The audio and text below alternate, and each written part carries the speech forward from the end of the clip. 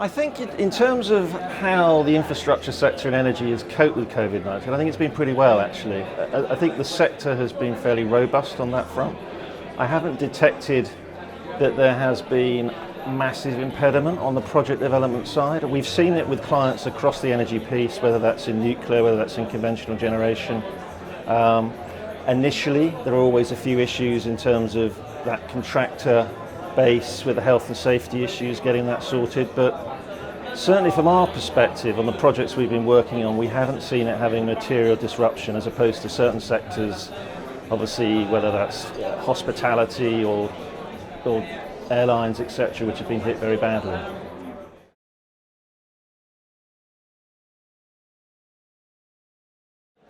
Well, I think obviously at the moment we've got massive issues with the distorted gas price being so high. We're seeing a slurry of all the independent suppliers, the smaller unhedged suppliers who are in a distressed state, and the impact that's going to have in terms of that customer base being relocated. I think when you look at our energy mix as a whole, and we look at the need still for a mix of different forms of energy and the position with regard to nuclear and building out nuclear with additional base load. I mean, this year we've obviously had an unseasonably low wind yield year as well, so renewables has had a bit of a dip on that front.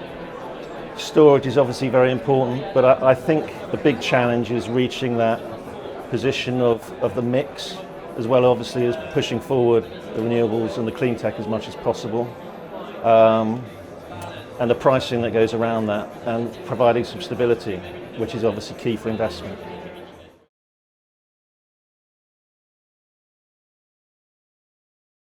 I think we'll see, if we look at it from an electrification perspective, we'll be seeing a much more mature market, both in terms of EV infrastructure. That's very much a first mover initiative.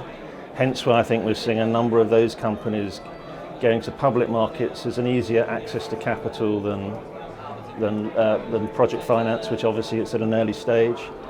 I think we'll see more alternative forms of storage becoming more established. A greater degree of hydrogen, initially more on the industrial side, but I think we'll see that sort of transformation from some of the oil and gas type assets where they will be looking to build out hydrogen projects as well. And the UK has been a great success story in terms of wind, onshore, offshore, and still a lot of solar as well. So we'll see greater renewable infrastructure.